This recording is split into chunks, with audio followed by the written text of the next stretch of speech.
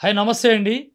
లక్షలాది మంది ఎంతో ఇష్టంగా చూస్తూ, మేమిచ్చే చిన్న చిన్న చిట్కాలతో, సలహాలతో వారి వారి అనారోగ్యాన్ని దూరం చేసుకొని ఆరోగ్యవంతులవుతున్న నా ప్రేక్షకులకు నమస్కరిస్తూ, ఈరోజు ఈ ఛానల్ ద్వారా చక్కటి అద్భుతం, అమృతం లాంటి ఒక ఔషధాన్ని మీ ముందుకు తెచ్చాను. ఈరోజు ప్రతి 3 నెలలకి మల విసర్జన కోసం సునామికి చూర్ణాన్ని, లేదా నీల తంగిడి ఆకు చూర్ణాన్ని, లేదా ఆముదాన్ని ప్రతి 3 నెలలకు ఒకసారి పొట్టలు శుభ్రం చేసుకోక రక్తం చెడిపోయి ఈ వాతం పిత్తంలో చేరి, ఈ పిత్తం కఫంలో చేరి బీపీ రైజ్ కావడం.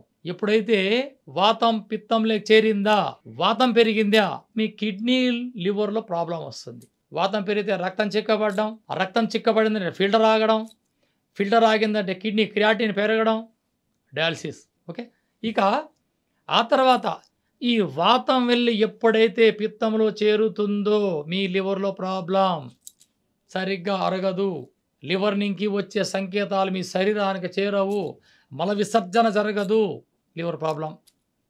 ఇక ఈ పిత్తం కఫంలోకి చేరిందా, మతిమరుపు రావడం, కళ్ళు తిరగడం, బీపీ రైజ్ కావడం, ఏదన్నా పెడితే గుర్తుండదు, ఉంటా సీరియస్ కావడం, ఇవి వాత పిత్త కపదోషాలు.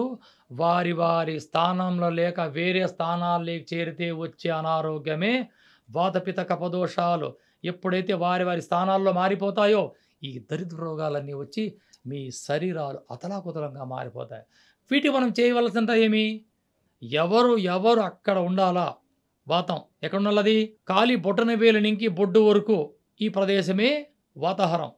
బొడ్డు నుంచి కంఠం వరకు, ఈ విశుద్ధ చక్రం వరకు, బొడ్డు నుంచి విశుద్ధ చక్రం వరకు ఉండేదే పిత్తం. ఈ విశుద్ధ చక్రం నుంచి కపాల మధ్య భాగం ఇక్కడికి ఉండేదే కఫం. ఇందులో వారి వారి స్థానాలు లేక స్థానాలు మారాయా ఈ శరీరం. ఓం నమః శివాయ. ఇవన్నీ కాకూడదు. మన దేహం వజ్రంగా ఉండాలంటే ఏం చేయాలి, మనం ప్రతి 3 నెలలకు ఒకసారి మల విసర్జన చేసుకోవాలి. ఇలా చేసుకోకపోతే ఈ కీళ్ళు పట్టుకోవడం, కాళ్ళు నాయడం, నడాలు పట్టుకోవడం, కంటి మసకలు, నీరసించిపోవడం, కీళ్ళల్లో నొప్పి, దాబ నడిసే గస్స, ఈ కీళ్ళు కిటకిటలాడుతూ ఉంటాయి, గ్రీసింగ్ ప్రాబ్లం, ఈ సమస్యలని మనకెందుకు, ప్రకృతి మాత ప్రసాదించే అద్భుతమైన కొన్ని వస్తువులతో చెప్తాను. మీరు అలా ఔషధం అలా తయారు చేసుకోండి. వాటికి మనం ఏం చేయాలా, 100 గ్రాముల కరక్కాయ చూర్ణం పచారి కొట్లు దొరికేస్తాయి. 100 గ్రాముల కరక్కాయ చూర్ణం, 100 గ్రాముల సొంటి, 100 గ్రాముల బెల్లం, ఏది తాటి బెల్లం. పచారి కొట్టుకెళ్ళి, అయ్యా మా గురుగారు చెప్పారు ఎస్కే గారు, 100 గ్రాముల సొంటి, 100 గ్రాముల బెల్లం, 100 గ్రాముల కరక్కాయ చూర్ణం, ఈ 3 తెచ్చుకొని దంచడమా, మిక్సీలో వేయడమా, ఈ యొక్క మిశ్రమాన్ని జల్లించుకొని ప్రతినిత్యము రాత్రి భోజనం చేసిన తర్వాత 1 స్పూన్ అలా గోరువెచ్చని నీళ్ళు కలుపుకొని తాగామా, ఈ కీళ్ళతో వచ్చే సమస్యలు, రక్తం చెడిపోవడాలు, ఈ వాతపిత కఫదోషాల సమస్యలు అన్నీ మాయం.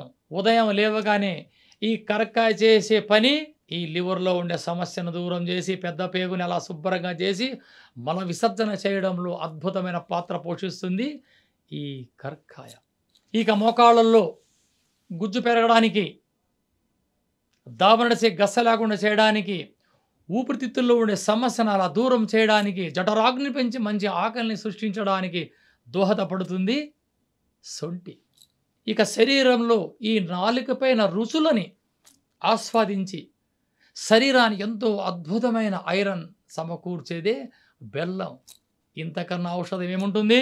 ఇలా అలవాటు చేసుకొని మీ అనుభవాన్ని స్క్రీన్ పైన నా నంబర్ ఉంటుంది, ఏదైనా అవసరం అనిపిస్తే, నెక్స్ట్ మీకు ఏ వీడియో కావాలా కామెంట్లో తెలియజేస్తే, లేదా స్క్రీన్ పైన నాకు ఫోన్ చేసి గురుగారు ఈ యొక్క డిసీజ్ గురించి మీకు వీడియో చేయండి అంటే ఆ వీడియోను చూసి వెతికి నా అనుభవంగా ప్రాక్టికల్గా చేసి నెక్స్ట్ వీడియోలో మీ ముందుకు వస్తాను.